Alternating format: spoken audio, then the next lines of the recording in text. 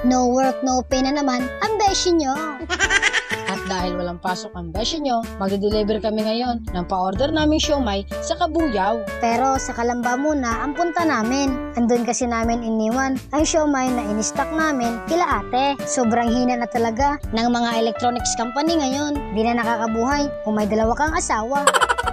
Charing! Kaya kailangan talaga mag-sideline ng beshi nyo para makaraos sa pang-araw-araw na gastusin. At para makabawas kami ng gastusin, pupunta ulit kami sa Kalamba kila ate para makalibre kami ng umagahan at tanghalian. Mindset ba? Mindset! Charing! Pagkadatingan namin dito kila ate, hindi pala kami makakalibre ng kain.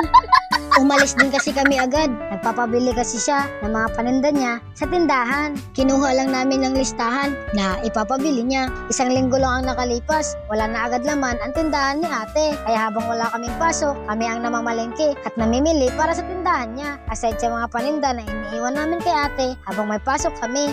Nag-iiwan din kasi ako ng mga paninda ko sa tindahan ni ate para habang nasa trabaho ako, may income pa rin na pumapasok kahit na papiso-piso lang yan, malaking bagay na yan.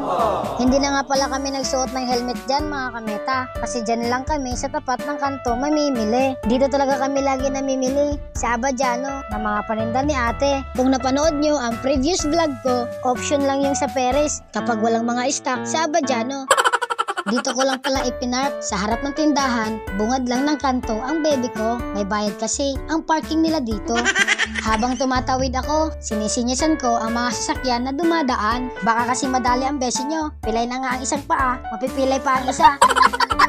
Tara, samahan niyo ko mamili ng mga pinapabili ni ate. Tuwing walang pasok ko lang to nagagawa ang mag-vlog ng ganitong klaseng content mga kameta. Sana, supportahan niyo ako sa YouTube account ko at John Trimidal 1192. Vlogger na vlogger yan! Charing!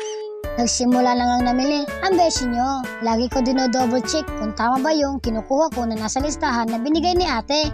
Baka kasi magkamali ako. Saktong budget lang kasi ang pinadala ni ate. Kung ano lang yung nasa listahan, yun lang dapat ang bibilin ko. Pinaikot-ikot niya lang kasi ang naging puhunan niya sa tindahan. Kaya lagi kong sinisigurado kung ang gamot ay laging bago.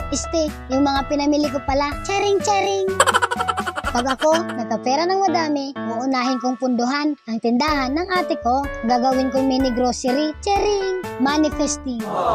Para hindi na siya linggo-linggo mamimili. Minsan kasi hindi pa inaabot ng 1 linggo, wala na agad stock ang tindahan niya. Paano naman kasi hindi mauubos? 3 lang ang ini-stock ni ate. Yun lang kasi ang kaya ng puhunan sa tindahan niya. Medyo nahihirapan nga kami kapag dito kami sa Abadiano namimili. Ang sikip-sikip kasi at ang gugulo ng arrangement ng item nila. Kada kanto, 1 tao lang ang kasya, di kagaya sa Perez na maluwag. Pinagkumpara. Pagpasensyahan nyo na mga kameta ang boses ko. Kung minsan nauulol pag nagsasalita ng Tagalog. Medyo hirap pa rin kasi ang beshi nyo. Nagdadalawang isip kasi ang bibig ko kung ano sasabihin ko sa pag-translate sa Tagalog. Laking Bisaya kasi ang beshi nyo. Charing! Binilisan na nga namin ang pamimili. Marami pa kasi kaming gagawin. Pagkatapos dito, maaga din kasi kami uuwi ngayon ng Santa Rosa dahil may pasok na kami kinabukasan. Tinignan ko ulit ang listahan kung ano pa ang hindi ko nabili. Sa kakatitig ko sa'yo, muntik na akong mahulog sa'yo. Charing! Sa sobrang pagdo-double check ko ng listahan, muntikan na. Buti na lang, nakakapit agad ang mga kamay ko at hindi na out of balance ang paa ko. Alam niyo naman, beshi, may diferensya ang paa ng beshi nyo. Ang hirap kasing gumalaw dito, kaya natatagalan din kami sa pamimili. Ang hirap pa naman hanapin ang mga item kung saan naka-arrange yung mga hinahanap ko. Habang nasa counter na nga ako, dinodouble check ko pa rin yung listahan. Baka kasi may nakalimutan ako. Buti na lang talaga, naalala ko. Nagpapabili kasi si ate ng mga tig-pipising chicherya. Wala kasi dito sa listahan. Muntikan na. Buti na lang, hindi pa makakalimutin ang beshi nyo. Charing! Hindi madali ang pagiging isang vlogger or content creator. Sa pagbibideo pa lang at sa pag-i-edit ng mga video, isang buong araw mo na ang nakataya dito. Tapos, wala pang kasiguraduhan kung tatangkilikin ba ito ng mga followers mo o di kaya ng mga madlang people. Unless kung meron kang taga-edit na professional para maging high quality ang mga videos vlog mo. Kanang editorial ba? Charing! Dali-dali na nga namin kinakarga ang mga napamili namin para makauwi na agad. Marami pa kasi kaming gagawin. Magde-deliver pa kami ng siomay pagkatapos. Pagkatapos namin mamili ng mga paninda sa palengke, sa bilihan naman kami ng mga soft drinks na mili. Isang linggo lang ang tagal ng soft drinks nila ate. Ubus na agad. Kung napapanood nyo ang previous vlog ko, ganito ang sitwasyon namin kapag namimili kami ng soft drinks kapag hindi available ang taga-deliver nila.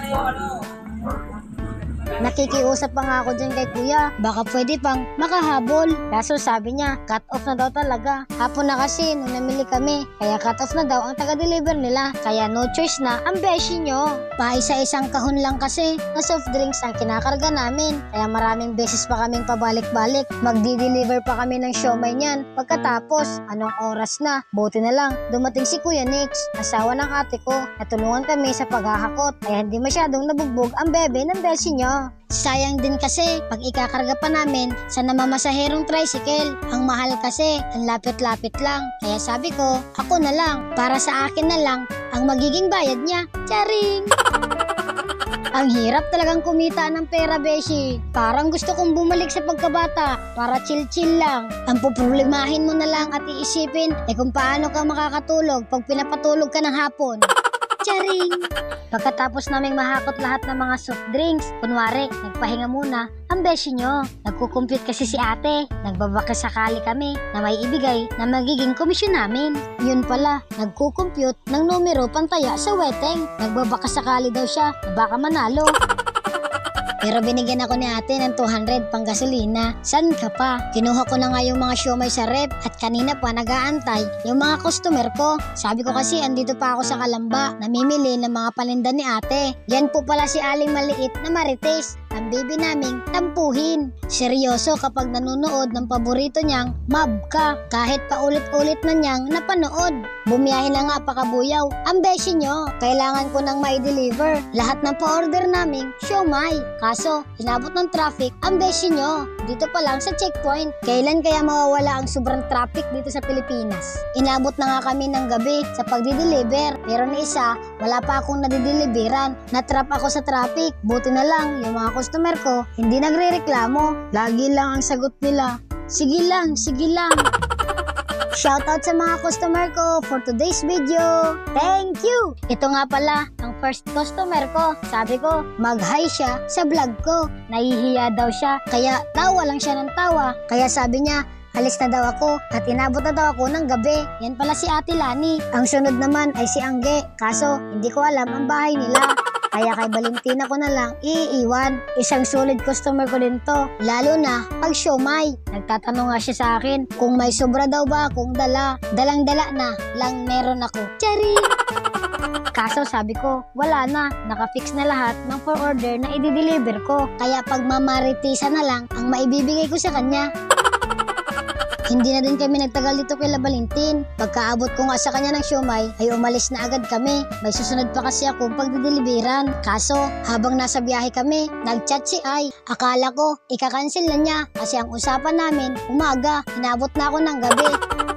Yun pala, wala pa daw siya sa bahay nila. Kaya sabi ko, bukas na lang. Kaya dumiretso na kami ng uwi sa bahay. Inabot na nga ng alas 8 sa gabi ang beshi nyo. Double time yarn. Ganito ko pala kamahal ang bebe ko. Binabalot ko ng plastic para hindi madikitan ng mga alikabok na nasa paligid nito. Charing! Binabalot ko talaga ng plastic yan mga kameta para hindi din mabasa sa loob kapag naulan. Hindi kasi waterproof yung nabili kong cover sa motor. Napapasukan pa rin siya ng tubig ulan kaya nagmumoist yung upuan ng motor. At kinakalawang pa yung maliliit na bakal sa motor. Pagkatapos kong mabalutan ng plastic ang bebe ko, idinoble ko na ng balot yung cover mismo ng motor para hindi mahamugan. Baka sipunin. Lagi pa naman umuulan. Charing! Yun lang. Bye-bye! Thank you for watching. See you in my next Jan Venture.